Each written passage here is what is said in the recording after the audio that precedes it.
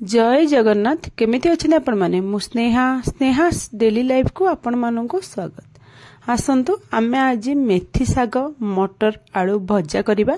एबे तो शीत दिन मेथी साग बहुत मिलुची आ मेथी साग भी खाइबा पई देह पई बहुत भलो।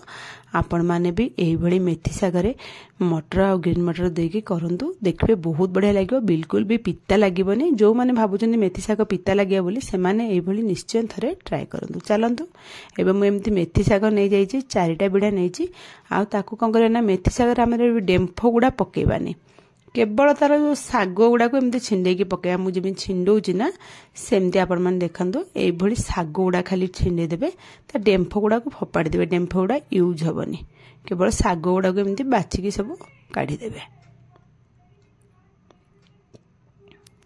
एमती देखौची जेमती देखंतु सेई भली साग गुड़ा सब बाहर कर देबे। आउ डेम्फो बेसी बड़ डेम्फो भी रखिबेनी पूरा बेसी बड़ डेम्फो रखले भी खाइबा को भलो लागिबनी।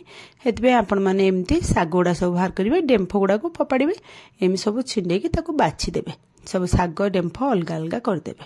तापर चलंतु मु एमती सबु जांको बिडा साग को करि देबी। एठी गोटे बिडा मु करिकि देखै देउची देखंतु एमती बाहर कर देबे। आपण माने देखि परथुवे एथे डेम्फो बिल्कुल भी नाही खाली पत्र उडा अछि सेमती मेथी पत्र उडा खाली काढी देबे आउ डेम्फो उडा को अलगा एमी साइड कर देबे। डेम्फो उडा यूज करिबे ना फोपाड़ी देबे। तापर मैं सबु साग जो आउ 3 बिडा रखिछि ताको एमती बाछि देछि बाछि देकी ताको बाहर कर देबा। तापर ताको हमें कोन करे ना पानी रे बतुरी देबा गोटे 5 मिनिट खंड 5 मिनिट खंड भल लगी बतुरी देला परे तापर से छाग को हम गोटे छणा रे छाणी देबा।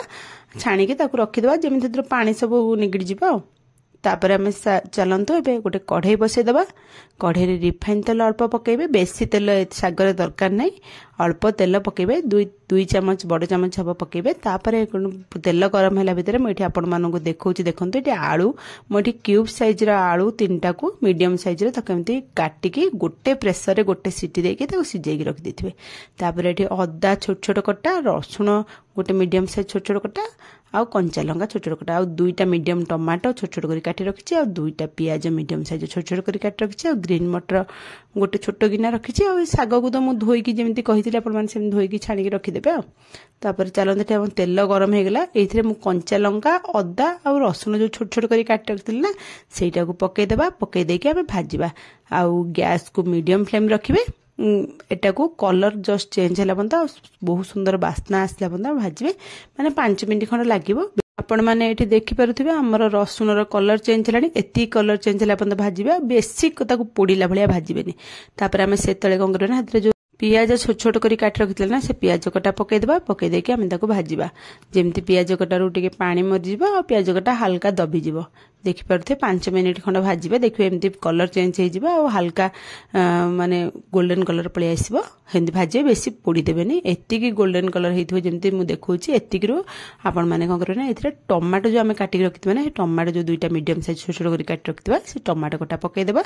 पके देकी ताको भाजीबा जेमती टमाटो कटा हम पियाज रसुण संगे भल करी मिसी जिवो आउ टिके टमाटा दबी भी जिवो। तापर आमे हेतरे टमाटा शीघ्र दबिया पई आमे एठी जेतिकी लूण दरकार हम साग पई आमे सेतिके आवश्यक अनुसार लूण पके देबा। लूण पके देले हम टमाटा शीघ्र दबी जिवो भाजी भी हे जिवो। लूण पके की गोळे की आमे 5 मिनिट खंड लो फ्लेम रखी की भाजीबा। देखंतु बे 5 मिनिट हे गलानी हमर एबे टमाटो पूरा भाजी हे गलानी आउ आकु बेसी समय भाजीबानी। आमे कोन करना एबे ताथरे आमे जो गुंड मसला दबा धनिया गुंड मोठी 2टा छोट चम्मच देइची जीरा गुंड गोटे चम्मच देइ छोट चम्मच लंका गुंड गोटे छोट चम्मच देइची आपण माने राग अनुसार देबे। आ एठी चिकन मसला गोटे छोट चम्मच देबे। चिकन मसला टाको स्किप करबेनी। चिकन मसला यदि नथिबो ताले आपण माने पाखरे जो मसला थिबो भी पके परिबे। पके की ताको बेंती गोळी देबे। आउ आपण मानको देखुथिबे एठी मसला सुखिला आपण बेसी लागुची ताले एठी पानी अल्प ठोपाटा खंड पके देकी आपण माने गोळै परंती किंतु मु एठी दोनी काहेकि ना मु एठी आलू संग संग पके दोची गोळै की संग संग आलू पके देबे। आ ग्रीन मटरटा जो थिबो ग्रीन मटर पके देबे। ग्रीन मटर आलू 2टांग पके की हम कोन करना गोळैबा। मु आपण मन कहिथिली ना जदि मसला सुखिला लागिवो टिके पानी पके देबे। एठी देखंतु मु मसलाटा सुखिला लागुची ते मु अल्प टिके इधरे पानी पके देछि। आ पानी पके देला हम मसलाटा भी टिके माने गोळे हे के आलू आ मटर संगे मिसिया को सुविधा हबो। मु ताको पानी पके दे भल करी ताको गोळे देबा। गोळे की सब जग मिसे की गोटे 2 मिनिट ताको एमती गोळे की कसी देबा जेमती मसला आलू ग्रीन मटर 2 मिनिट खंड भल करी कसी हे जिवो। भाजी हो कषी हो जमती करेंगे। तापर आम कौन करना टमाटो केचप गोटे छोट चामच देदेबा। टमाटो केचपटा देले खाइबा को बहुत भल टेस्ट लगे। आपण मैंने टमाटो केचप गोटे छोट चामच दे देके भल लगी गोलेकी मिसई देबे। आउ एठी बेसी समय भाजबेनी। एठी आम जो साग रखिथिबा ना मेथी सागर जो पत्र गुड़ाक से पत्र धोईकी से पत्र गुड़ा पकईदेवा। एकाथरे मु सब जाक पत्र पकईले कहीं गोलेला गोले हेनी मु अल्प आगे पकई फेर गोलेकी देले साग तो दबी जीव ना शीघ्र से आम गोलेदेवा। गोलेदेला फिर आउ जी पत्र थी फिर मु पकईदेवी। देखो ए साग गुड़ा मुझे गोलेदेली। गोलेदेला बाकी जी पत्र थिला मुझे सब पकई दौची। पकई देके आम गोलेदेवा।